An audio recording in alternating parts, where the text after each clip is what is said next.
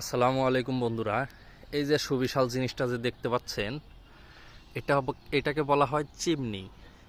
এটা মূলত ভাটার খুবই গুরুত্বপূর্ণ একটা অংশ।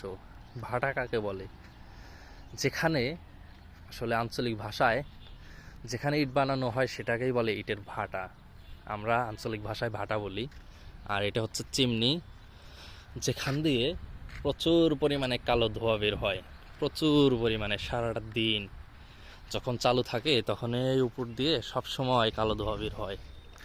আর এই কালো ধোঁয়াটা টেনে বের করার জন্য এখানে কিছু মেশিন লাগানো থাকে বা মোটর, যেটার মাধ্যমে এখানে মোটর দিয়ে হাওয়াটা টেনে তারপরে এই চিমনি দিয়ে বের করে দেয় এইটা।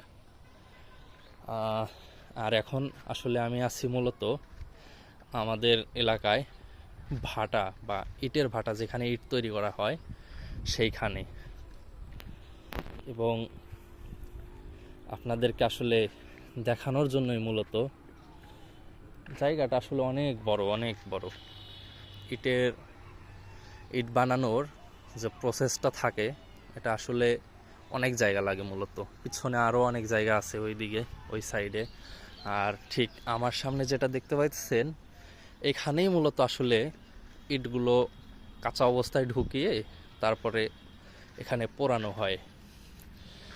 এই যে দেয়াল দেখছেন, দেয়ালের মাঝখানে যে ফাঁকাগুলো থাকে, ঠিক এখান দিয়েই মানুষ বা লেবার দিয়ে কাঁচা ইটগুলো ঢুকায় এবং সারিবদ্ধভাবে সুন্দর করে সাজায়। আর তারপরে উপরে হচ্ছে ফাঁকা রাখে, যেখান দিয়ে কাঠ, কয়লা এগুলো ঢুকিয়ে ঢুকিয়ে সুন্দর করে এই ইটগুলোকে পোড়ানো হয়। যদি আমি আপনাদেরকে একটু উপরে গিয়ে দেখাই তাহলে হয়তো বা বুঝতে পারেন। এখান দিয়ে ঠিক উপরে ওঠা হয়। আর এই হচ্ছে সেই জায়গা যেখানে ইটগুলো সুন্দর করে পোড়ানো হয়। এই যে এখানে পুড়িয়ে রাখছে, এগুলো সব পোড়ানো শেষ। এখন মূলত এগুলো বের করা বাকি। এই যে এইভাবেই সুন্দর করে করে সাজিয়ে এখানে উপরে ফাঁকা রাখে, আর এই উপরে এর মধ্যে দিয়ে কাঠ, কয়লা এগুলো ঢুকায়। ওই যে ওই পাশে রাখছে সাজিয়ে সুন্দর করে।